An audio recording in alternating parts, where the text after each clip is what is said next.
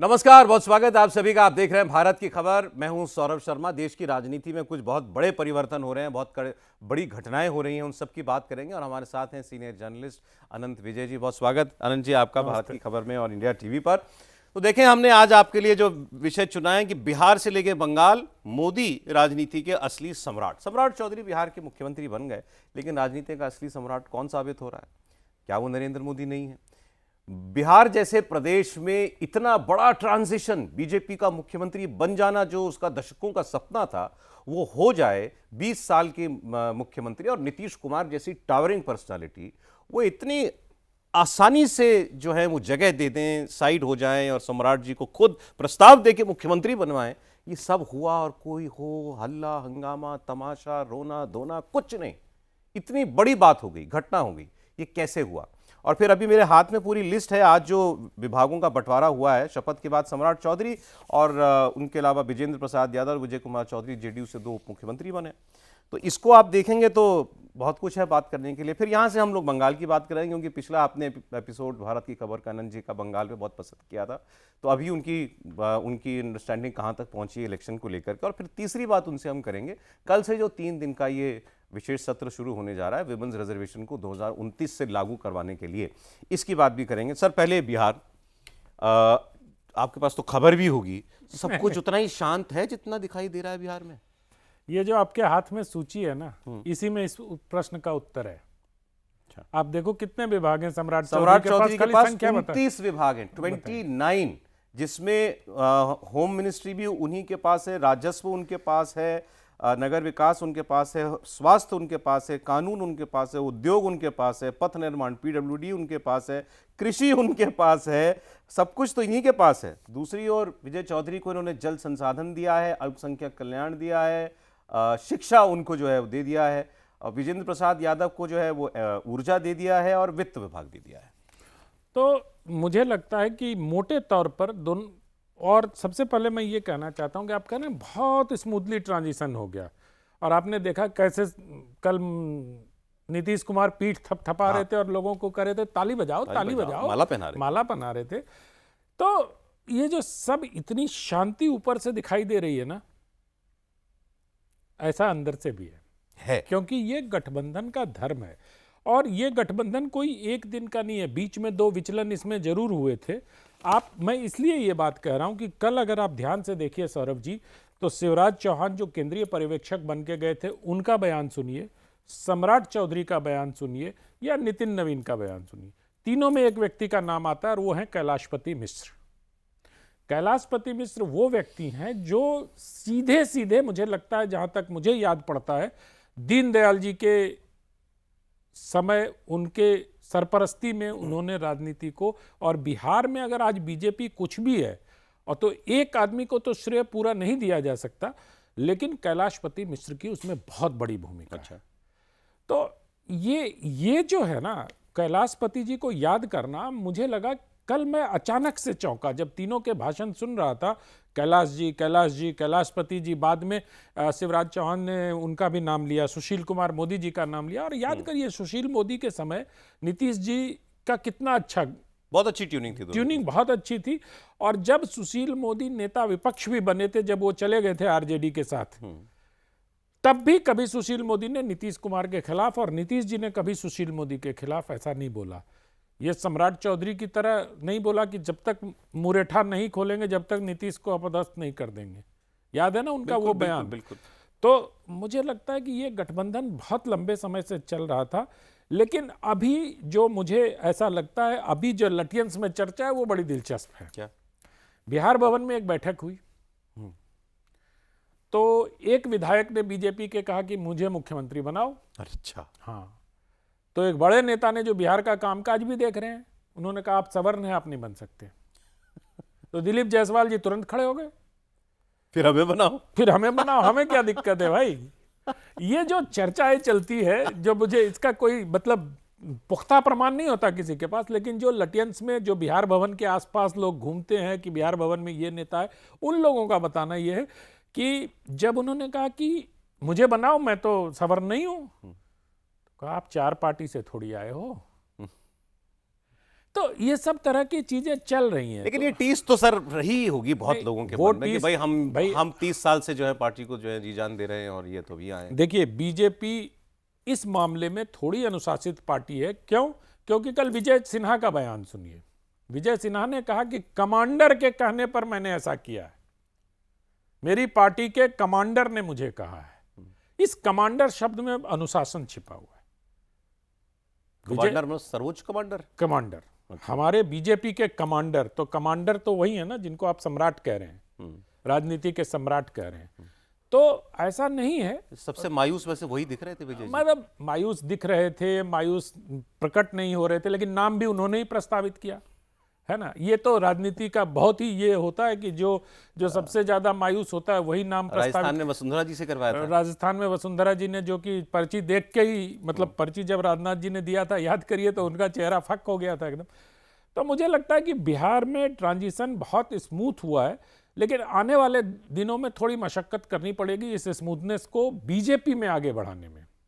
अच्छा, मतलब जेडीयू के साथ तो इनका ठीक रहेगा, और मोटे तौर पर जो विभागों का बंटवारा उप मुख्यमंत्री और मुख्यमंत्री के बीच में हो गया है, दोनों गठबंधन के मंत्री वही रहेंगे लगभग कमोबेश। ठीक है। मुख्यमंत्री अपने पास गृह विभाग रखेंगे। मतलब ये जो दिया गया अब ये मतलब ये दलों को दे दिया गया। दलों को दे दिया गया मोटे तौर पर, ऐसा मुझे लग रहा है। एक आध दो कला संस्कृति जैसे विभाग हो गए, या खेल जैसे विभाग हो गए, ये सब कुछ हो सकता है। सर इसमें 2-3 बातें जल्दी से कर लें, फिर आगे भी बात करेंगे। पहले तो ये कि ये गठबंधन अभी आपको इसका स्वास्थ्य भी ठीक लग रहा है, ये सरकार अपना पूरा टर्न पूरा कर लेगी? क्योंकि कहने वाले कह रहे हैं कि भाई अब जेडीयू वाले कब बिफर जाएं, जेडीयू वाले कुछ और प्रयास ना करें, कुछ और दबाव बनाने की कोशिश ना करें। वैसे इस बार के नतीजे ऐसे हैं कि कोई ज्यादा कलाबाजी का स्कोप नहीं हाँ, है। मतलब इस बार तो मतलब जेडीयू के पास स्कोप ही नहीं है ना कि वो, अच्छा सामने वाला भी ऐसा नहीं कि दो मिलके भी सरकार बना ले। बिल्कुल भाई वो भी तो, आरजेडी भी तो एकदम ही अपने लोएस्ट उस पे है।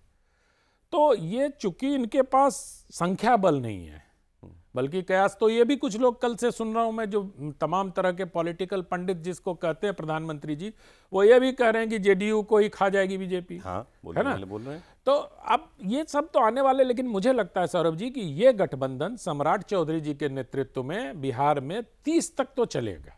ओके, 30 के बाद क्या होगा, चुनाव के समय कैसी परिस्थिति बनती है, क्योंकि विपक्ष वहां ऐसा नहीं है कि वो उससे किसी प्रकार का खतरा हो।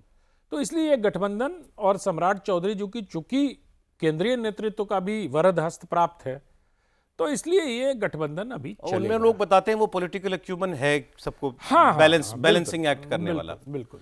अब सवाल ये रह गया सर, वो जो नीतीश जी के पुत्र जो हैं वो ऐन वक्त पर उन्होंने मना कर दिया सरकार में आने के लिए, निशांत जी ने।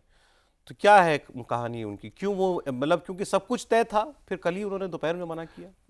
मुझे लगता है कि सब कुछ तय नहीं था, वो बहुत रिलक्टेंट शुरू से थे। संजय झा जी से जब उनकी बात हो रही होगी, या ललन सिंह जी से जब उनकी बात हो रही, तब भी रिलक्टेंस शो कर रहे थे वो बार बार।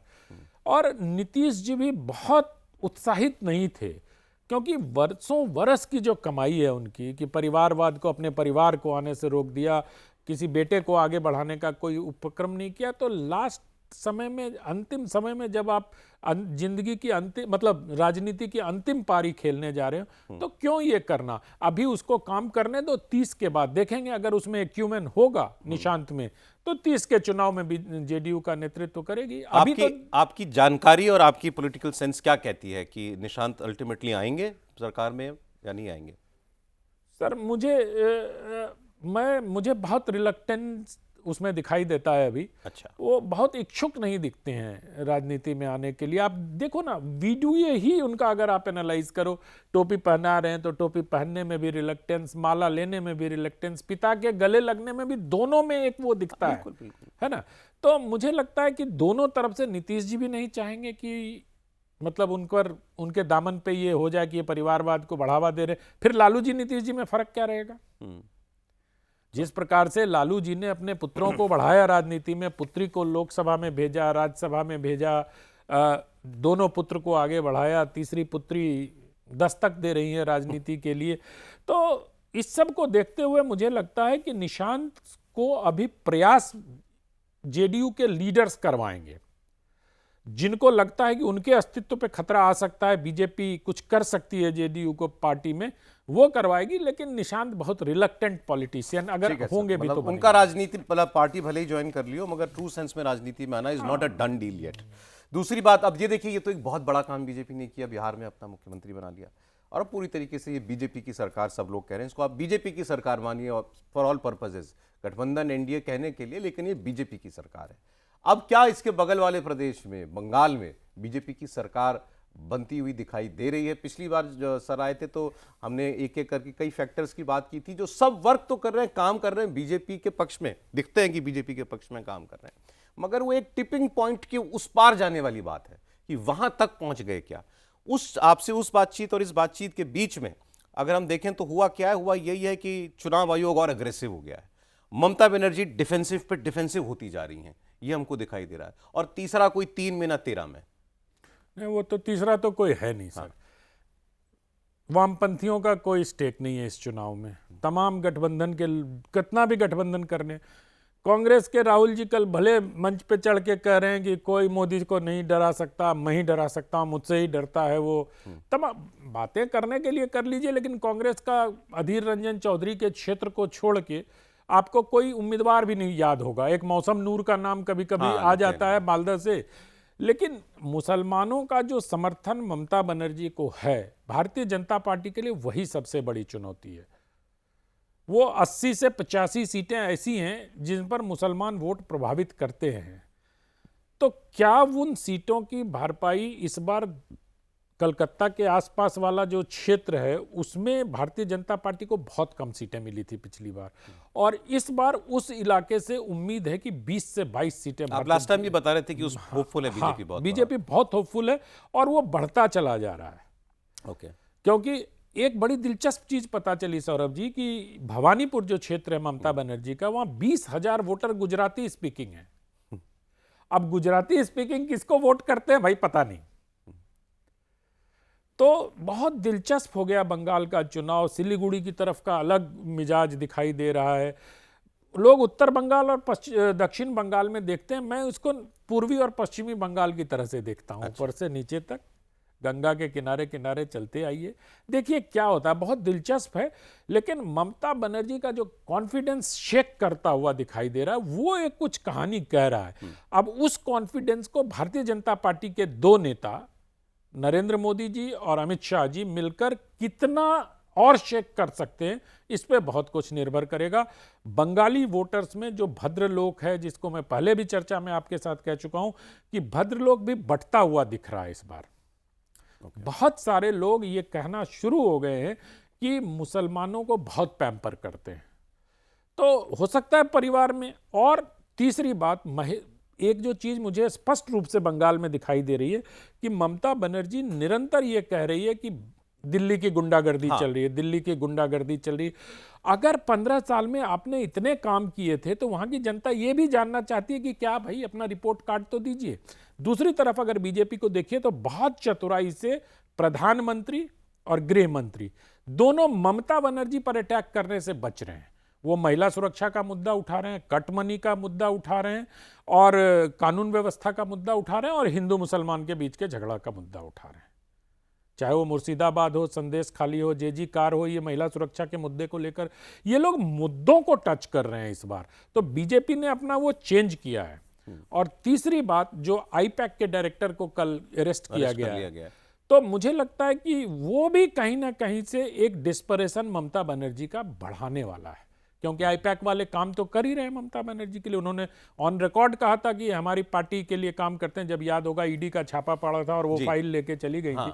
तो उस समय तो ये सारी चीजें बड़ी विचित्र सी स्थिति। पर आपको ममता बनर्जी बिल्कुल साफ साफ जो है वो डिफेंसिव पे दिख रही है। ममता बनर्जी इस बार मुझे फ्रंट फुट पर खेलते हुए नजर नहीं आ रही है, बैक फुट पे खेलते हुए नजर आ रही है। ओके, तो ये एक बड़ा इंडिकेटर है। और ये बड़ा इंडिकेटर है कि सामने जो बॉलर है वो लगातार आपको गुड लेंथ की बॉल फेंक रहा है और आपको डिफेंसिव पे रखे हुए। मैंने तो देखे, जो सेफोलॉजिस्ट मित्र भी आते हैं प्रोग्राम्स में, उनसे भी मैंने कई बार पूछने की कोशिश की।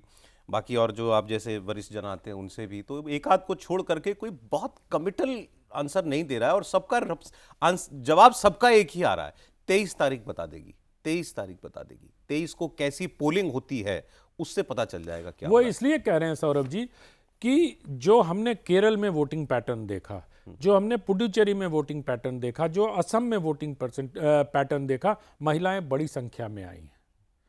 और महिला सुरक्षा का मुद्दे के नाम पर अगर महिलाएं बड़ी संख्या में आई और ममता बनर्जी का 15% महिलाओं का वोट भी अगर टूटता है तो वो एक बड़ा धक्का होगा इनको।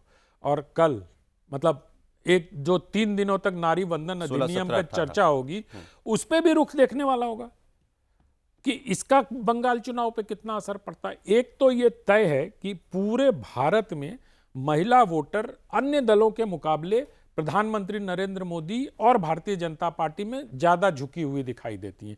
ये हर चुनाव में हमें दिखता है, चाहे आप बिहार को कह लो कि 10,000 रुपया दे के कर लिए, ये प्रूवन फैक्ट है कि महिलाओं को नरेंद्र मोदी में एक आस्था है। अगर बंगाल की महिलाएं, क्योंकि बहुत सारे मुद्दे हैं सर, आप देखो ना बंगाल में मतलब 6th पे कमीशन चल रहा है, जनवरी से 8th पे कमीशन आने वाला है।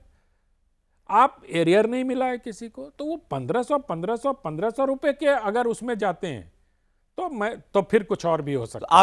आप भी जो है 23 तारीख का इंतजार करना चाहेंगे कोई वर्डिक्ट से पहले? मैं तो 4 मई का इंतजार करना चाहूँ। नहीं, उतना तो हम आपको नहीं करने देंगे, बट ठीक है। मगर वही बात है कि मतलब बीजेपी की ट्रेजेक्टरी ऊपर की तरफ है, ममता जी डिफेंसिव है, बाकी वोटिंग पर बहुत कुछ निर्भर करता है। 3 बार का एंटी इनकम्बेंसी भी है भाई, ये तो किसी को भी होता है। कम में कहा है, ज्यादा समझ लीजिए इनकी बात को आप बंगाल को लेकर के। अब जो कल से शुरू हो रहा है ये 3 दिन का, ये एक ऐसा हॉट पोटैटो, उबला हुआ आलू हाथ में दे दिया है ऑपोजिशन के नरेंद्र मोदी ने कि इसका करें क्या। ना हाथ से छोड़ सकते हैं, ना हाथ पे पकड़ सकते हैं। मुद्दे खोजे जा रहे हैं, बहाने खोजे जा रहे हैं, या बहाना नहीं शब्द भी इस्तेमाल करिए तो तर्क गढ़े जा रहे हैं इसके खिलाफ जाने के, या हम क्यों इस बार रिलक्टेंट हैं इसका समर्थन करने के, क्योंकि इन सारी पार्टियों ने 2023 में इस बिल को एक साथ मिलकर पास किया था। अब 2029 से महिला आरक्षण लागू करने के लिए संसद में और विधानसभाओं में इस बिल में जो भी, उस कानून में जो भी परिवर्तन करने हैं उसको लेकर कल से बहस शुरू होगी। प्रधानमंत्री फ्रंट फुट से लीड करेंगे, पहले ही दिन उनकी स्पीच हो जाएगी और फिर उसके बाद देखिए आगे ऑपोजिशन क्या करता है। अभी तक एक पार्टी ने भी ऐसा तो नहीं कहा कि हम इसका विरोध करेंगे, लेकिन कोई कह रहा है कि नॉर्थ साउथ वाली बात है, कभी कोटा में कोटा चाहिए। देखिए, नॉर्थ साउथ वाली बात को तो प्रधानमंत्री ने बहुत स्पष्ट कर दिया है कि वो इस बात का ख्याल रखेंगे, और अजीब अजीब तर्क गढ़े जा रहे हैं। जैसे हम लोग चर्चा भी कर रहे थे कि उन जो कांग्रेस के इकोसिस्टम के लोग हैं या जो कांग्रेस पार्टी से सीधे जुड़े हुए लोग हैं, वो कह रहे हैं 39 पे 20 बढ़ेगा तमिलनाडु के संदर्भ में, कि 39 सीटें हैं 20 बढ़ेगी। यूपी में 40 बढ़ा दे रहे हैं। बहुत कायदे से ये बात छुपा ले जा रहे हैं कि 80 पे 40 बढ़ रहा है, 39 पे 20 बढ़ रहा है, तो 50% तो दोनों जगह बढ़ रहे हैं ना। अब कल से एक तर्क चलाया जा रहा है कि बीजेपी 19 राज्यों में है तो उनकी सीटों की संख्या ज्यादा हो जाएगी। अरे भाई, तो जिसके पास 240 है उसको स्पष्ट रूप से फायदा होगा, जिसके पास 99 उसको संघर्ष करना पड़ेगा। ये तो बड़ी बात है ना। और राज्यसभा और विधान परिषद में अभी कोई असर नहीं पड़ने जा रहा है इसका। दूसरी बात ये कह रहे हैं कि पहले डिलिमिटेशन कर लो तब रिजर्वेशन देना, ये कानून सम्मत नहीं है। जब तक आप संविधान में संशोधन करके वुमेन रिजर्वेशन को 33% नहीं कर देंगे, तब तक आप डिलिमिटेशन कर ही नहीं सकते। तो ये तर्क तो बिल्कुल ही बचकानी है ना। और जब प्रधानमंत्री ने स्वयं कहा है कि 2011 के जनसंख्या को आधार बनाकर हम इसको करना चाहते हैं, प्रधानमंत्री ने लेख लिखकर इस पर पूरे राष्ट्र के साथ संवाद किया है।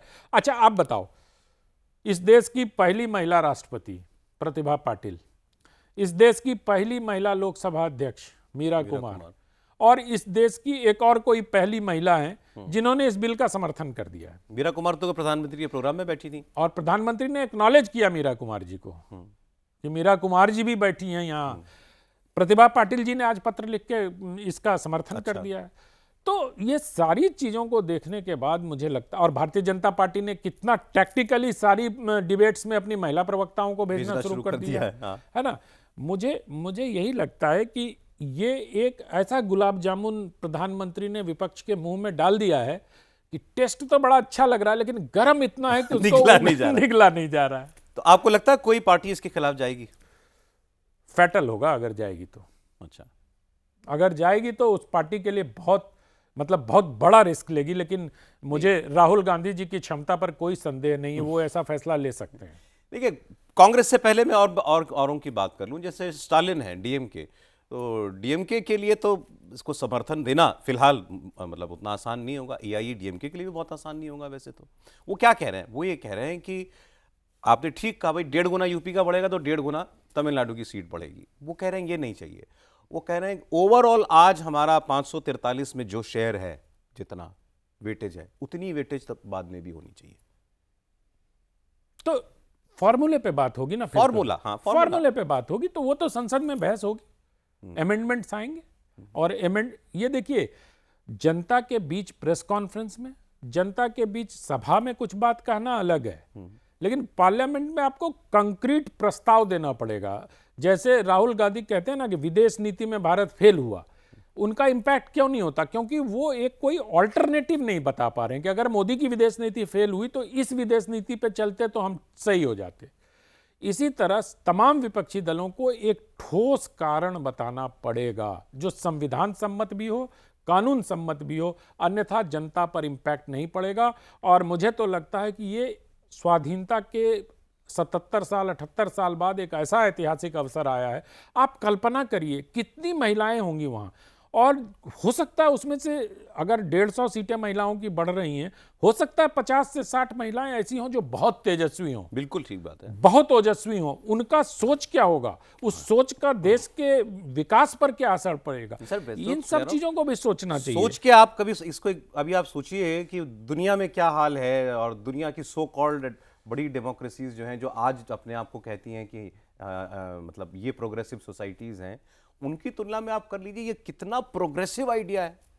मतलब गर्व होगा जैसे ये बिल पास होगा, भारत को, हर भारतीय को गर्व करना चाहिए। भाई आप देखिए, उस मानसिकता से भारत बाहर निकल चुका है जब संसद में खड़े होकर सांसद ये कहने की हिमाकत करता था कि बड़ी बिंदी वाली परकटी महिलाएं। हमने ये भी सुना है ना, संसद में खड़े होकर लोग कहते थे, बिल फाड़ के फेंक देते थे महिला आरक्षण पर, और महिलाओं के लिए अपमानजनक शब्द का उपयोग किया जाता था। उससे तो हम बहुत आगे बढ़ गए। महिलाओं ने अपनी ताकत का एहसास सारे राजनीतिक दलों को करा दिया कि हम जाग चुके हैं, हमसे मत खेलो। इस बार भी वही होने जा रहा है। जो पार्टी महिलाओं के विरोध में जाएगी उनको बहुत बड़ा झटका लगेगा, चाहे 29 में लगे, चाहे उत्तर प्रदेश के 27 के चुनाव में लगे, क्योंकि अब देश की महिलाओं को संसद में आरक्षण से कोई ताकत रोक नहीं सकती। तो उम्मीद करें कि 3 दिन में ये कानून बन जाना चाहिए। मुझे तो मैं बहुत आशान्वित हूं, और ये विकसित भारत के लक्ष्य के लिए भी अच्छा है, क्योंकि आप महिलाओं को नीति निर्माण से अलग नहीं रख सकते। आप अब देखो, पहले क्या होता था, वुमेन डेवलपमेंट की बात होती थी। प्रधानमंत्री नरेंद्र मोदी ने वुमेन लेड डेवलपमेंट की बात की। और वुमेन लेड डेवलपमेंट तभी होगा जब महिलाओं को पॉलिसी बनाने में आप साथ लेके आओ। बिल्कुल ठीक, बिल्कुल ठीक। तो ये बिहार, बंगाल और ये पूरे देश के लिए होने वाले एक बहुत बड़े घटनाक्रम के बारे में, विमेंस रिजर्वेशन के बारे में आनंद जी की राय। बहुत धन्यवाद आनंद जी प्रोग्राम में आने के लिए, आपका नमस्कार। आप देख रहे थे भारत की खबर, आज इतना ही।